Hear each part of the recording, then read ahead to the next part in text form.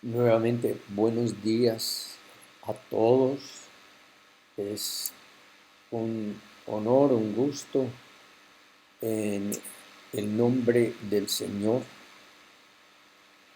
realizar este momento tan sagrado, porque lo es. Uno abre la palabra de Dios y ungido por el Espíritu Santo, uno declara las enseñanzas de Dios que se encuentran en su palabra. No se puede menoscabar la obra del predicador al exponer su palabra. Y por eso agradezco mucho las oraciones por este siervo, porque la palabra también nos dice que nosotros somos vasijas de barro. Eso es para mantenernos humildes donde nosotros debemos estar y depender totalmente del Espíritu Santo al exponer su palabra. Y el tema que yo quiero compartir con ustedes, pues ya hemos terminado las bienaventuranzas, se encuentra en Juan 14, versículo 1. Y voy a tratar de compartir la pantalla otra vez con ustedes.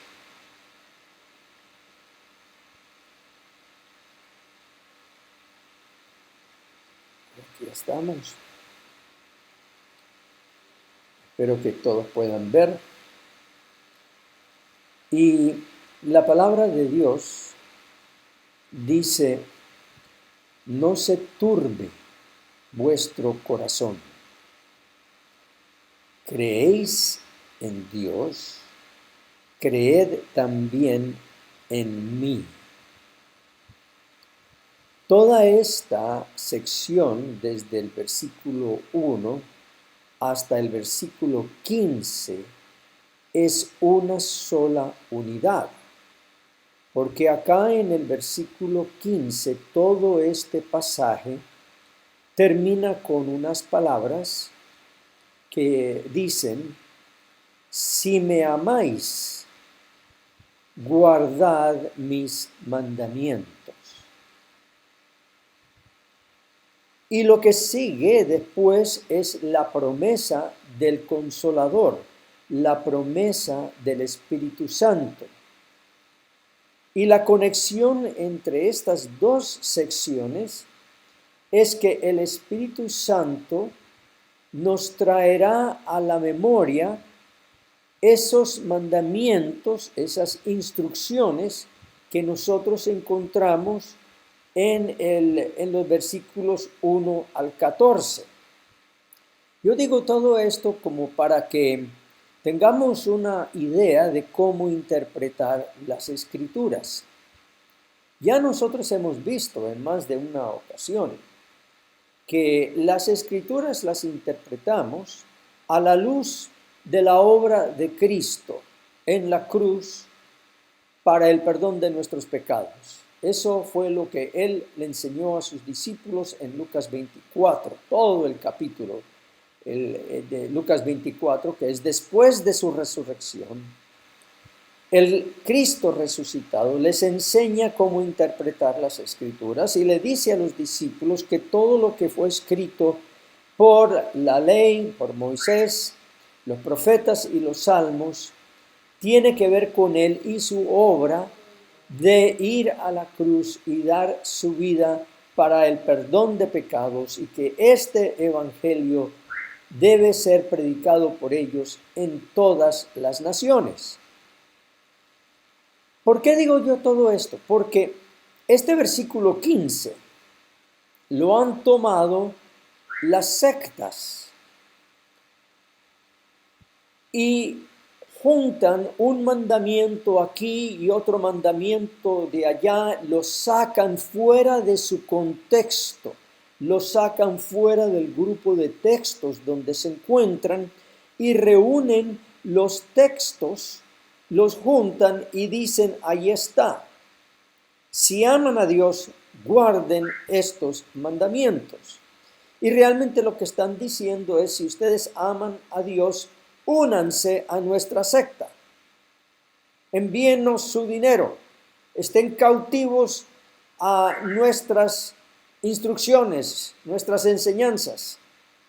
Y no se aparten ni a la derecha ni a la izquierda porque los queremos aquí tranquilitos dentro de este cajón que nosotros hemos puesto arriba el nombre de nuestra secta. Así que eso es lo que han hecho muchos con el versículo 15 y lo sacan fuera de su contexto, fuera del grupo de textos donde se encuentran. Y ustedes pues ya conocen bien la manera como expongo las escrituras, en que voy versículo por versículo y le saco el jugo a cada versículo. Vemos una palabra dentro del grupo de palabras en un texto y ese texto, ese versículo dentro de otro grupo y así vamos caminando, interpretando las escrituras.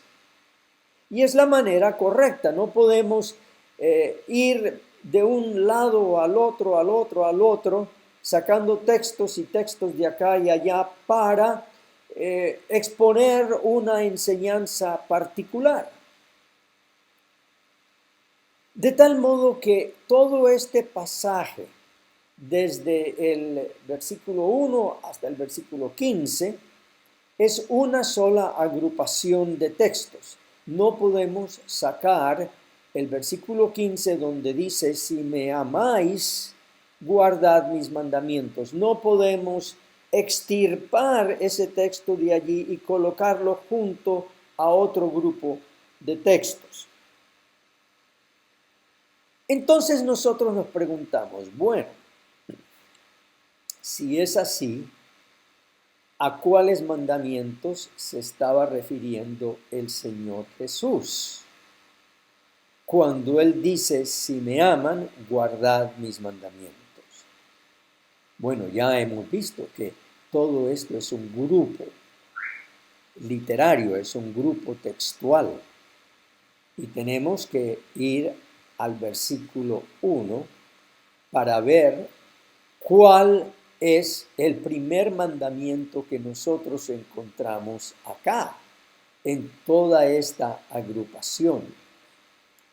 Y encontramos, para nuestro gozo y nuestro consuelo, que el primer mandamiento que el Señor pone aquí es, no se turbe vuestro corazón. Esta palabra turbar significa no se espante, no se angustie, no se vuelque el corazón. Es un mandamiento. Y el Señor vio la necesidad de dar ese mandamiento porque nuestro corazón se turba, se angustia, se perturba hasta por las cosas más pequeñas. Esto me sucedió ayer con un problema que surgió en la mudanza. De repente lo vi yo como el problema más grande del mundo. Y se turbó mi corazón. El Señor Jesús anticipó y vio que nuestro corazón se angustiaría. Y nos dio esta enseñanza, este mandamiento. No se turbe vuestro corazón.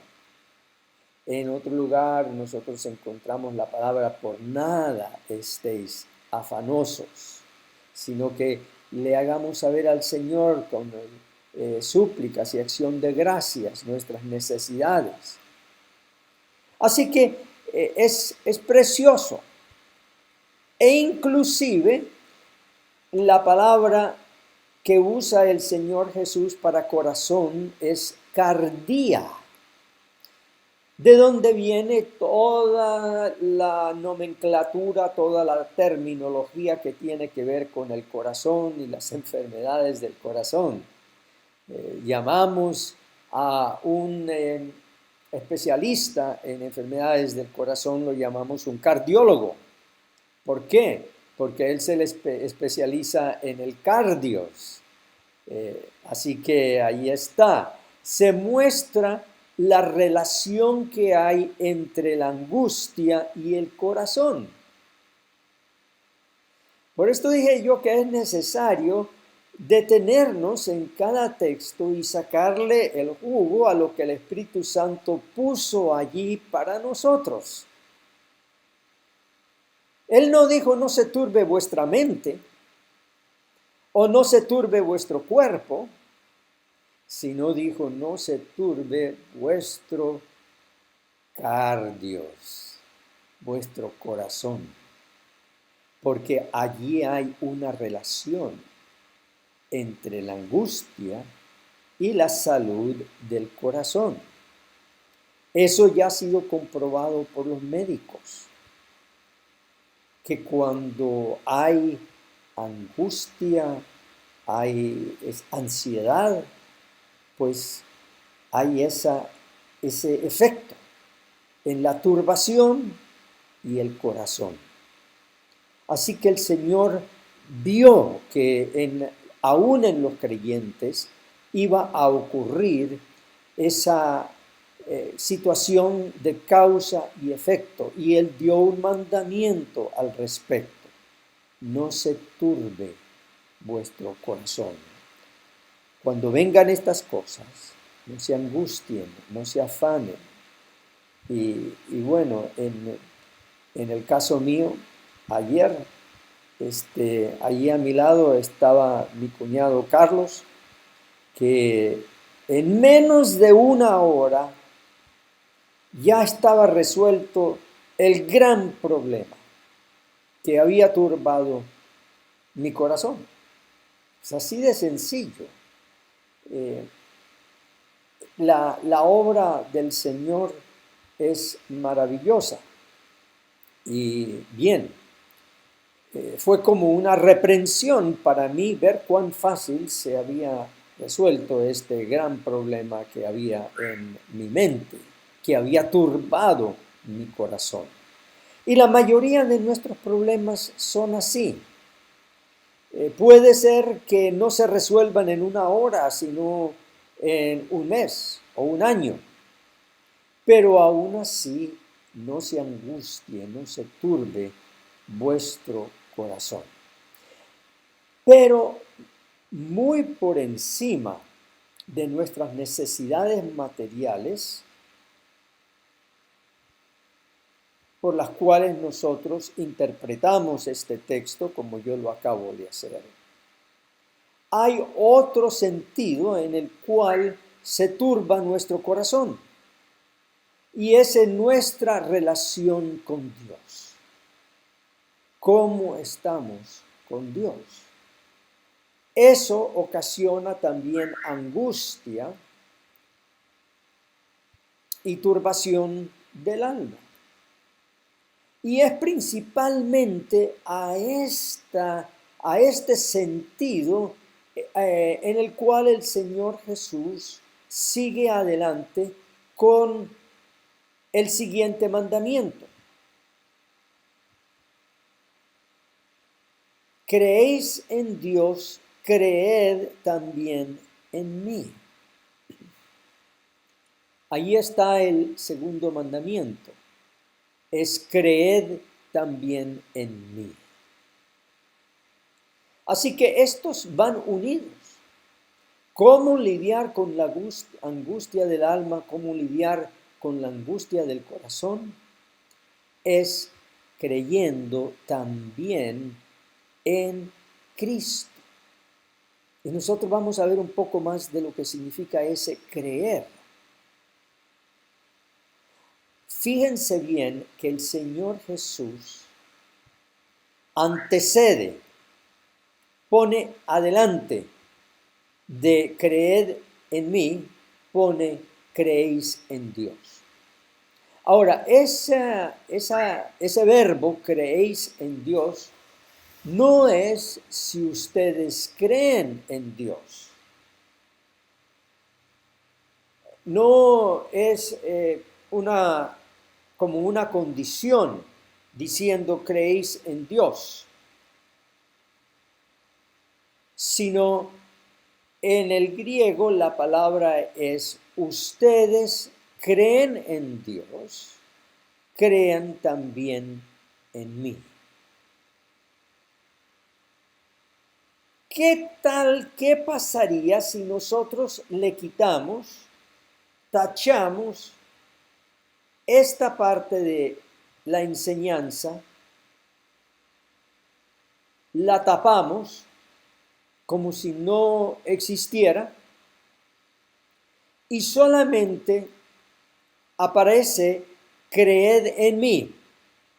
No se turbe vuestro corazón, crean en mí. Bueno, desafortunadamente no estamos en un aula, pero me gustaría que retarlos, desafiarlos con alguna respuesta a esta pregunta. ¿Qué significaría si solamente apareciera aquí creed en mí? Bueno, yo veo a algunos que están levantando la mano y quieren responder. Ojalá fuera así de bonito que estuviéramos en un aula y entonces cada cual pudiera dar una respuesta a esta pregunta. Pero cuando nosotros leemos este texto sin Dios por delante, estamos presentando a un Cristo totalmente humano, un Cristo despojado de su divinidad, un Cristo que no es el Todopoderoso, para evitar la turbación de nuestro corazón. Y vemos aquí la sabiduría divina en que el Señor Jesús antepuso a este mandamiento de creer en Él con la palabra creen en Dios.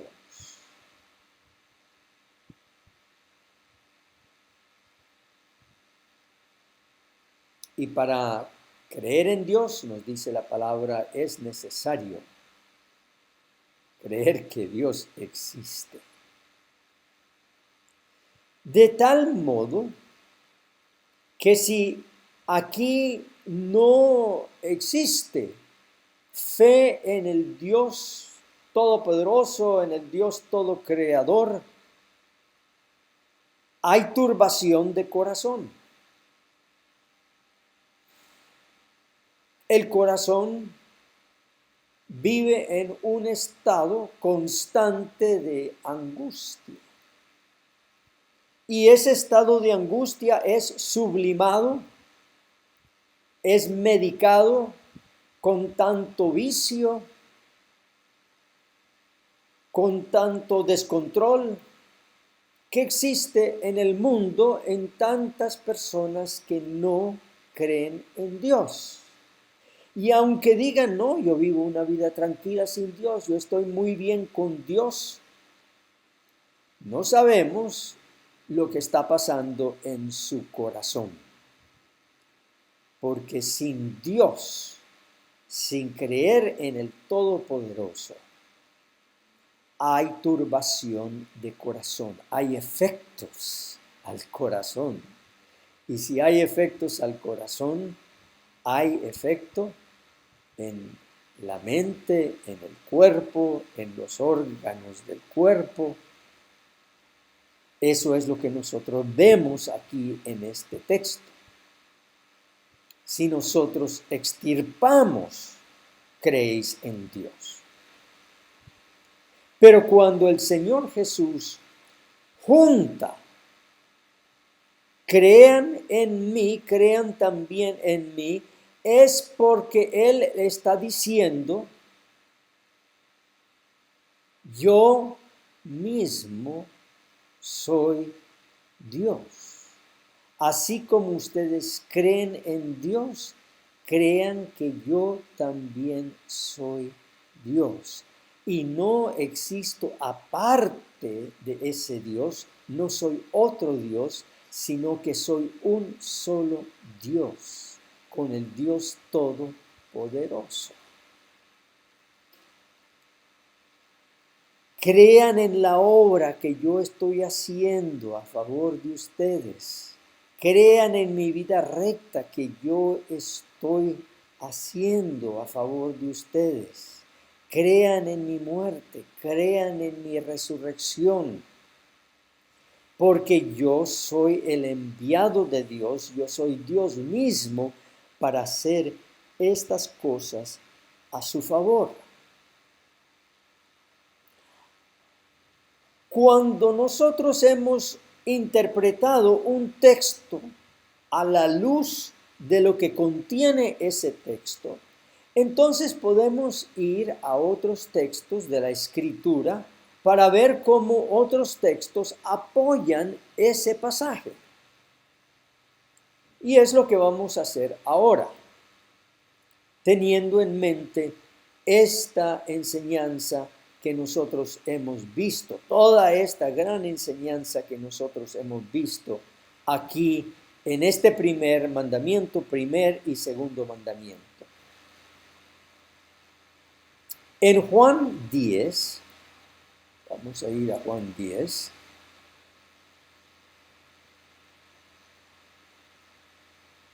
Nos estamos acercando a la Pascua, el último año cuando el Señor Jesús estuvo con nosotros. Dice la palabra que por esos días, este es en Juan 10, se celebraba en Jerusalén la fiesta de la dedicación.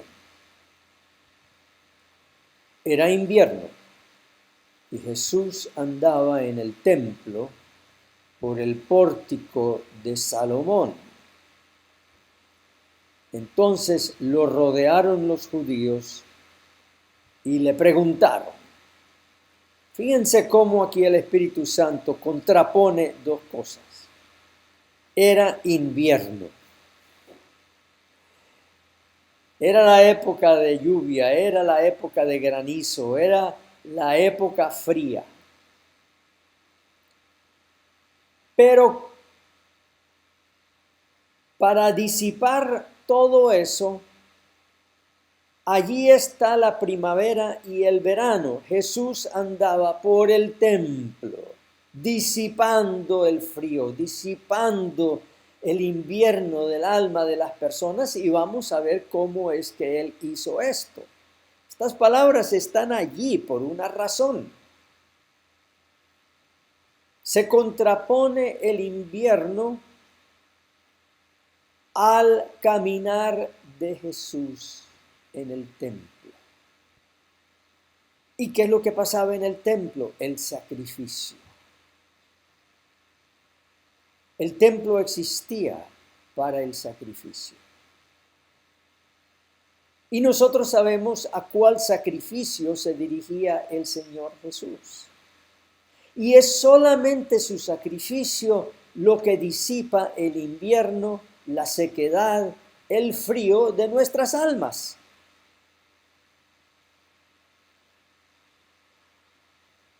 El versículo 24 nos muestra que de ese invierno,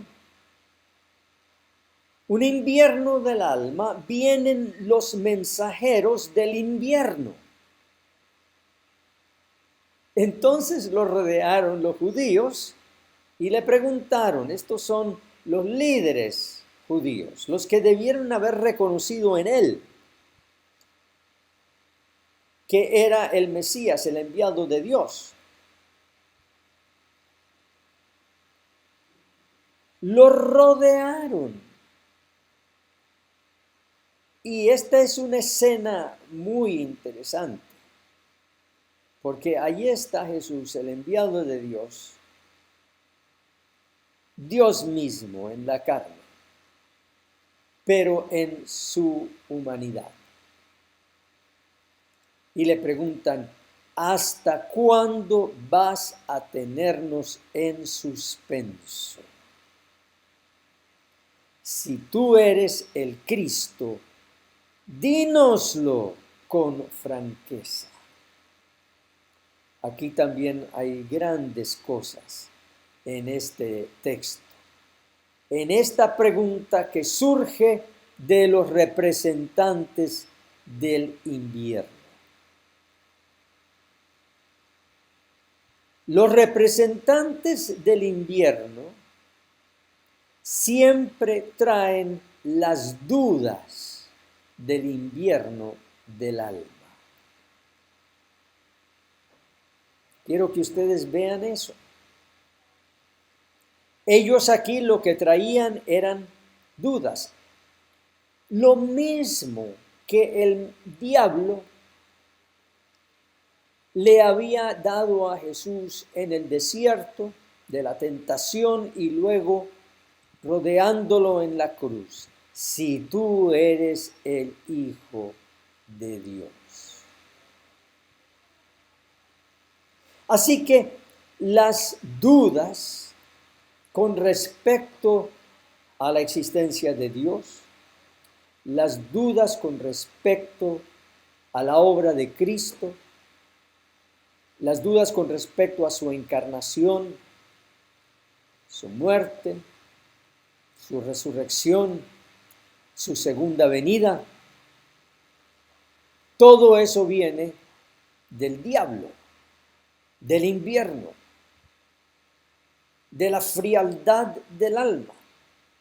Y aquí hay algo más, porque los traductores aquí, cuando dice ¿hasta cuándo vas a tenernos en suspenso?, ellos omiten una palabra muy importante que está en el idioma griego. Voy a tratar de mostrarles cuál es esa palabra importante que hay allí. Aquí hay una traducción literal, palabra por palabra, con los verbos, etcétera, de ese texto. Nos dice, ¿hasta cuándo el alma de nosotros tendrás en suspenso?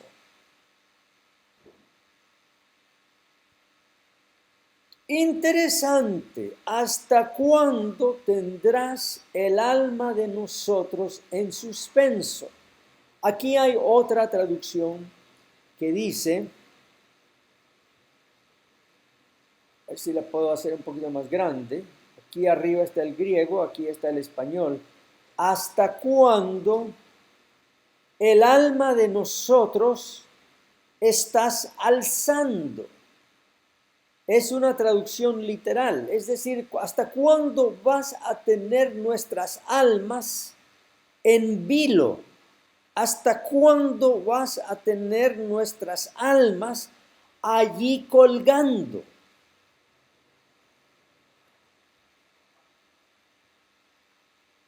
Y esto es importante entenderlo, porque aquí hay más de un sentido. Ellos en el primer sentido decían, bueno, nos tienes, y lo decían muy sardónicamente, muy con sátira, lo decían, nos tienes tan angustiados, porque no sabemos si en verdad eres el Hijo de Dios, el Cristo. Tienes nuestras almas en vilo. Pero en segundo lugar, ellos están expresando una enseñanza que también hay en el mundo cristiano. que después de la muerte el alma se sostiene en vilo y que después de la muerte hay que hacer oración, hay que cumplir con ciertos ritos, ciertas ceremonias para sacar a esa alma de este estado que se encuentra en vilo. Por favor, quiero que ustedes vean bien este texto, que esa creencia surge del invierno, surge de las dudas. Muere una persona que ha confesado el nombre del Señor Jesús, aún en sus últimos momentos confiesa el nombre del Señor Jesús. Pero esta enseñanza dice, eso no es suficiente. Tal vez su alma no fue purgada completamente, así que tenemos que hacer esto, tenemos que hacer otro. Tenemos que tener una reunión, una ceremonia, un rito, para sacar su alma de ese vilo y ponerla finalmente con Cristo. Esa enseñanza surge del invierno y del padre del frío, del padre de las mentiras. Cuán bella es la palabra que nos quita a nosotros el velo de nuestros ojos y nosotros podemos ver que cuando Dios nos habla son mandatos. Y en ningún momento el Señor Jesús deja ningún alma en suspenso. No la deja en vilo ni en esta tierra ni después de la muerte. Creéis en Dios, creed también en mí. No se turbe vuestro corazón. ¿Por qué razón es que las personas siguen haciendo oraciones, siguen haciendo ceremonias después que una persona muere? Porque su corazón sigue turbado, sigue angustiado por el alma de esa persona.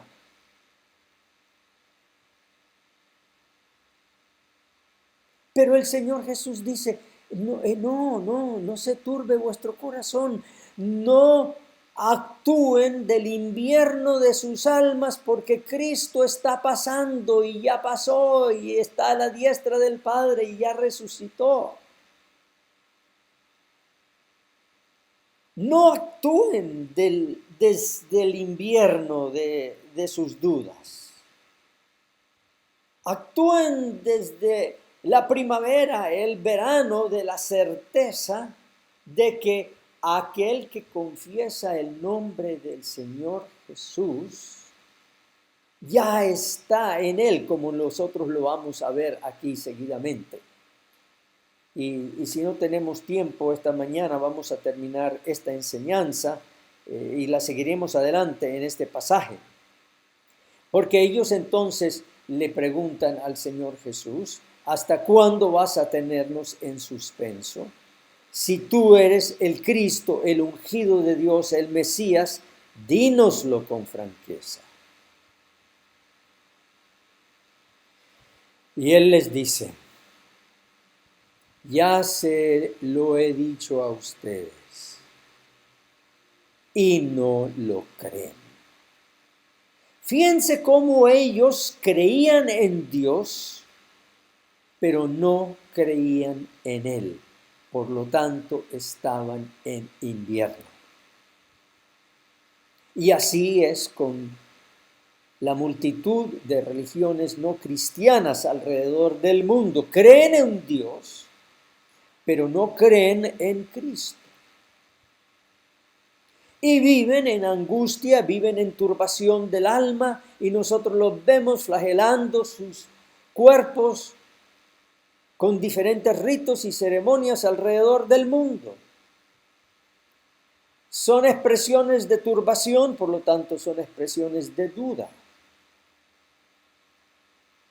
No lo creen.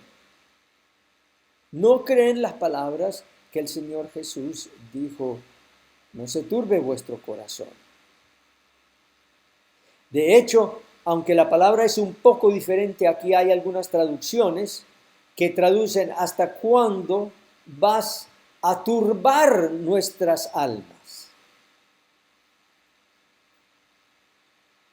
Las obras que hago, continúa el Señor Jesús, en nombre de mi Padre. Vean ustedes esta relación otra vez, que el Señor Jesús siempre hablaba en relación de Él a Dios, al Padre. Las obras que hago en nombre de mi Padre son las que me acreditan, son las que muestran que lo que hago no viene de mí, sino viene de Él. Pero ustedes no creen. Qué palabras más tristes, que aquel que conoce el corazón puede ver a algunas personas y dice, tú no crees. Palabras fuertes. Pero el Señor Jesús las dice, no para que nos quedemos en nuestra incredulidad, sino para que digamos, ten misericordia de mí, oh Dios. Dame fe para creer en ti. Como dijo aquel centurión, Señor, creo, ayuda a mi incredulidad. Creo, pero ayúdame, porque yo sé que en el fondo de mi corazón soy un incrédulo. Esa es la oración que salva. Ustedes no creen porque no son de mi rebaño. Los que son del rebaño de Jesús son los que creen en Dios y creen también en Cristo.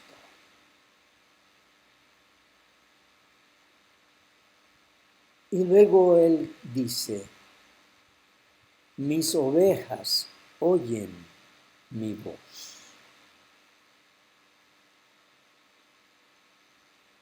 Y esa voz es la que se repite en el Evangelio. Esa voz es la voz del predicador del Evangelio. Esa voz es la voz de la palabra. Mis ovejas oyen mi voz. Yo las conozco y ellas me siguen. Esas palabras son preciosas.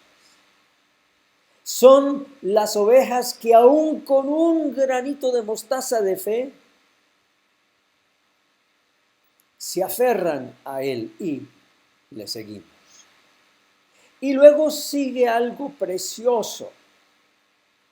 Yo les doy vida eterna y nunca perecerán, ni nadie podrá arrebatármelas de la mano. Y allí el Señor Jesús les responde a esa pregunta, ¿hasta cuándo vas a tener nuestras almas en suspenso? El Señor Jesús les dice, yo les doy vida eterna. No hay alma de ningún creyente que pasa a la muerte que tenga su alma suspendida en vilo en ningún lugar del universo, porque Él les da vida eterna y nunca, nunca perecerán, ni nadie podrá arrebatármelas de la mano. Precioso Señor, alabado sea tu nombre. Ojalá nosotros pudiéramos imprimir estas palabras acá, escribirlas en cartulina, pegarlas en diferentes lugares de la casa. Yo les doy vida eterna y nunca perecerán. Ustedes quieren saber si yo soy el Cristo, les dice Jesús. A las personas que no viven en el invierno, sino que han salido del invierno a la luz de Cristo, yo les doy vida eterna.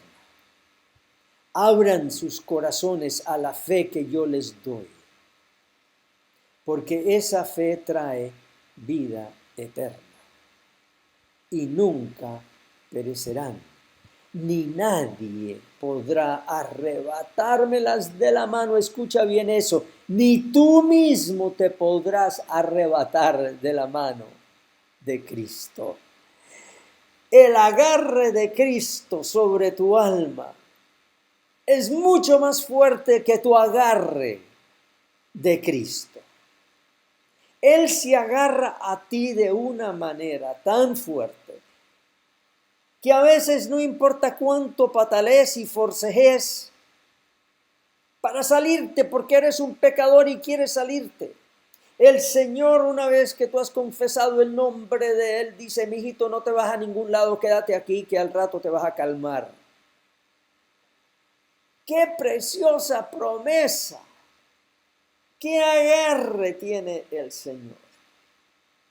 Mi Padre que me las ha dado es más grande que todos. Y de la mano del Padre nadie las puede arrebatar. ¡Qué preciosa! Ni del Padre ni del Hijo. El Padre y yo somos uno. Por lo tanto, no se turbe vuestro corazón. Creéis en Dios, creed también en mí. Padre Santo, gracias por estos momentos que nos has dado, rodeados por estas preciosas promesas de tu palabra. Cómo nos has inundado con tu palabra esta mañana. Y sobre todo nos has dado esta preciosa promesa que nadie nos puede arrebatar de tu mano ni de la mano del Padre, que nos das vida eterna. Y no importa los clamores y los reclamos de la muerte sobre nosotros, tenemos vida eterna y no pereceremos. ¿Por qué? Porque el Hijo subió a la cruz y desde la cruz nos dice: hijo, hija, tus pecados te son perdonados.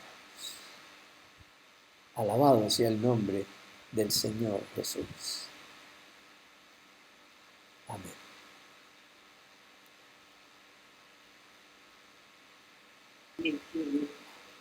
Amén. Sea la bendición final.